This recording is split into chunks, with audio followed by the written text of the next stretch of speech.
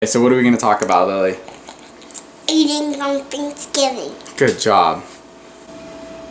Shocking, you can see my head in this one. Getting better at making these videos, but I've had a lot of people ask me of approaches to take for holiday eating, Thanksgiving, Christmas, New Year's, a lot of things coming up. So I figured it'd be easier to make a video and address these topics rather than try and write a post. A lot of times things get lost in translation when you post something and people have to read it. It comes across a little differently. So 5 approaches you can take to holiday eating, party eating, anything like that.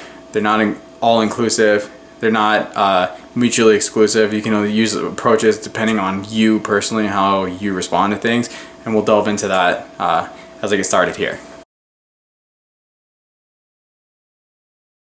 I actually just read somewhere that the average American gains between 7 and 14 pounds during the holiday season, which right in there, some people aren't going to gain anything, some people will actually lose, and then you have the outliers that'll gain a little bit more. But your average is 7 to 14 pounds.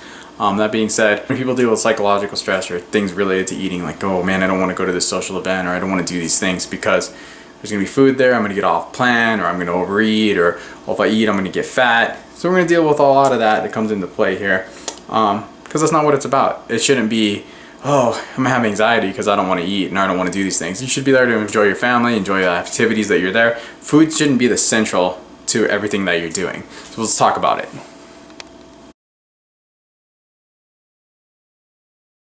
So the first approach a lot of times people take is the screw it plan. And it's not actually what they initially show up to do. Usually these people tend to be really strict and they go in and say, oh, I'm not going to have any of this. I have brought my own food and I'm going to stick strictly to this. They get in, maybe they'll have a couple of drinks or something to lower inhibitions, or they see someone eating something that they really, really want. And rather than being that and including it in their diet, they just say, screw it, I'm going to eat all of this. And that just sends them into like a cascade of negative, destructive thoughts and processes. Go through all that, and then they say, so you show up with this strict, foolproof plan, and then it all goes to hell. Which, if you've done this before, you know this is exactly what this is like. And that a lot of times can send off a cascade of other negative effects. You go way above and beyond. Rather than showing up, being open to having that meal, you had one meal off plan, that's all it is. It's just one meal. You enjoyed the event, you enjoyed the company. It wasn't really central to food. And then you move about your day back onto the track that you were on before the next day, which is the most healthy way to approach things. So this is what I see a lot of times when people want to be overly strict and they don't give themselves any leeway for anything. And usually that strict of an approach isn't really sustainable or efficient, and people are usually really miserable approaching things that way. If any of you have ever heard my live presentations, talk about the screw it effect all the time. And it's actually a psychological effect. I've had the things where I've gone in and I say in my cabinet, well, I need space in this cabinet. I'm gonna go ahead and just eat all of this stuff and then I'll be done with it. It's very similar, and it's not really conducive to meeting your goals, especially if you're trying to drop weight or whatever the case may be. So I want you to think about things in a realistic, sustainable, and rational way.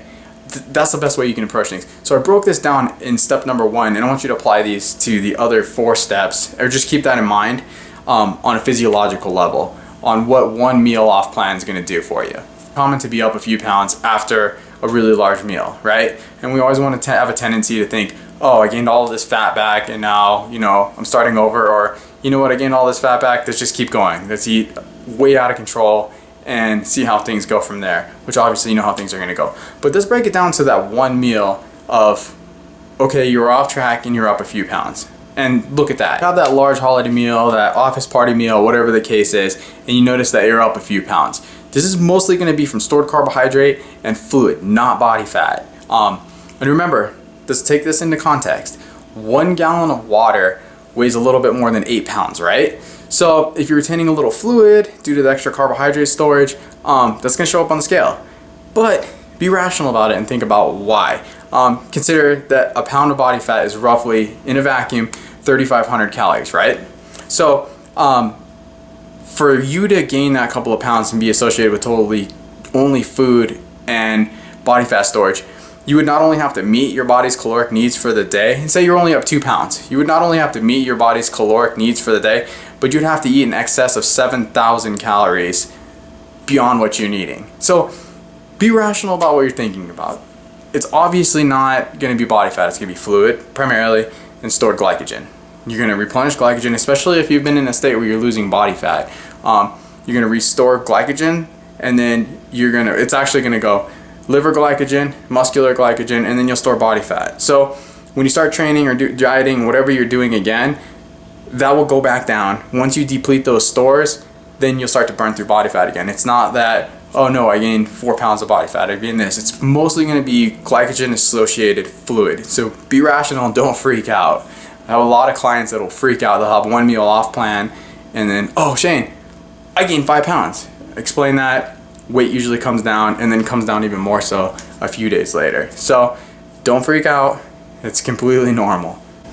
So my takeaway from number 1, enjoy your meal, have your meal, enjoy your atmosphere, move along after the meal is done, make it an enjoyable experience, and don't judge yourself, enjoy yourself. Number 2, got asked about a few office parties, things people don't want to track at, they don't know what's going to be there. So another thing that I've seen successful people do is they'll take one person they work in the office with, they know eats healthy or they're thin or whatever the case may be, and they mimic the behavior of that person. So I know it may sound crazy, but it'll actually work, and it takes a lot of the stress off. Oftentimes people will eat habitually, and this is the same with thin people or whatever the case is. If you know somebody doesn't struggle with dieting, a lot of times habitually they'll just eat a little less calorically dense foods. So you can follow them around. A lot of times they won't make the food the center of whatever they're doing either, so they have a tendency to eat a little bit slower. They'll get fuller faster because of that. So that's another really easy approach where you don't have to do anything. You just kind of mimic a behavior and relax. Easiest thing. So a lot of times those people will drink a lot of water, or they'll take a bite of food and then they'll wait, some more water. You know, if you want something that someone else has, you should mimic what they do. So just another approach to take. Not for everyone, but it is a good suggestion.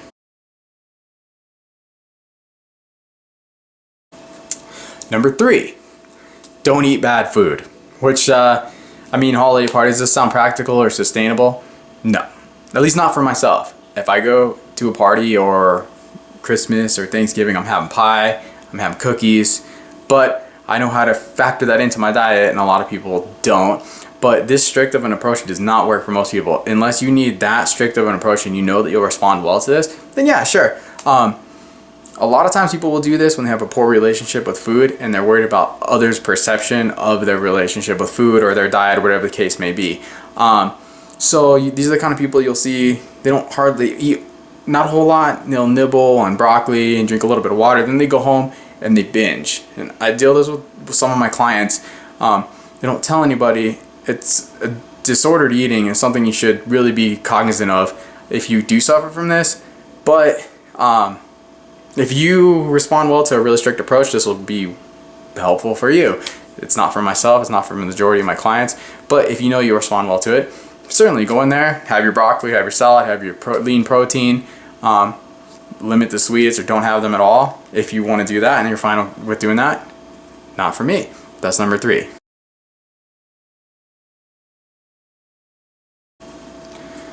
Number 4, plan ahead. Roll into these parties or these gatherings with some boundaries in mind for the situation you'll find yourself in, depending on what it is. This can ease the stress for a lot of people that need a little bit more structure, but not strict, so they go in there. Oftentimes a lot of people like to look at menus before they go out to eat.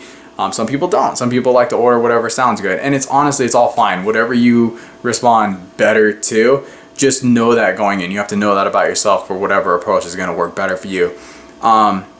Planning ahead, like I said, will work better for people that like that structure. But you are going to have to wing it a little bit because you're not going to know what's exactly there. You can look up, say you're going out to eat, yeah, you can look that up. But if you're going into a party or someone else is hosting Thanksgiving or a potluck or anything, you have no idea what's going to be there when you roll in. It's almost a given that you'll have sweets, pies, casseroles, real nice, fatty, cheesy things, and that's all things that you have to be aware of, like rolling into that. You know that's going to be there. You can bring a dish along with you. This is more of a game of give and take and finding balance. So think about just having one plate and prioritize foods that you're not always going to have, but be mindful of what's in those foods. So, I mean, I can have mashed potatoes all the time, but you know that sweet potato pie with the, oh man, what else? They put marshmallows and brown sugar on it. You don't have that all the time. So for me personally, that's what I'm gonna load up on. But I'm only gonna get one plate. I'm not gonna have plates where I try everything. Because once you start to get where you're gonna say, well, I'll try a little bit of everything, and you start rolling back 2-3 times, it's when you're really gonna overeat. And then you know when you've hit that point of overeating. We all have a rough idea of how much food we require to get full, but once you get past that and you start to feel sick and lethargic, and you know you've gone well above and beyond your caloric needs for the time, that's when you start to get into trouble. As a note to like all the healthy clean eaters out there, it is certainly possible to overeat on healthy food.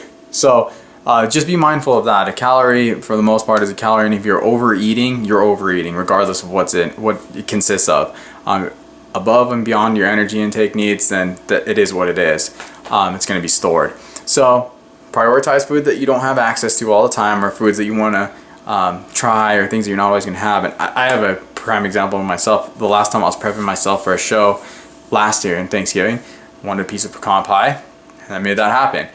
I had my pie, enjoyed it, enjoyed the social interaction that I had, and I was done with it. I didn't think about it. I maintained, kept on my goals, and rolled into my show as lean as I've ever been. So just be mindful of that. That moment in time is not going to wreck the overall picture of your goals and everything else that you have in mind. We'll be planning ahead for those of us that need a little bit more structure.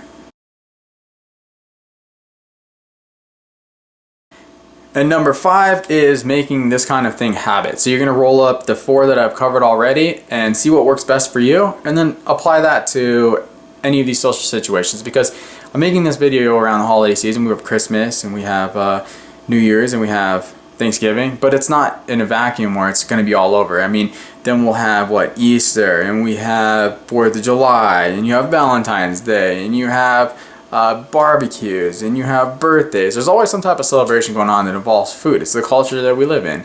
So having these approaches to apply all the time is going to serve you better for the rest of your life, rather than isolating yourself. I know a lot of people that tend to avoid social situations because there's food involved, and they don't want to have that poor relationship with the food, or throw that off of their goals, or what their goals are, so they avoid the entire situation. And I feel like they miss out on a lot. It's not really, you can't live your life in a vacuum and avoid things that are social or involve food. So that healthy relationship with food, and being able to control it, and being mindful of the overall picture in the grand scheme of things, not centralizing food, if that makes sense. That's why I wanted to make a video, so I can explain this a little bit more. If you hear it, maybe it'll resonate a little bit more than if you were just to read whatever I posted on the Diet Doc page. I just really want to stress, don't be overly anxious or stress out about food. It's just food, okay?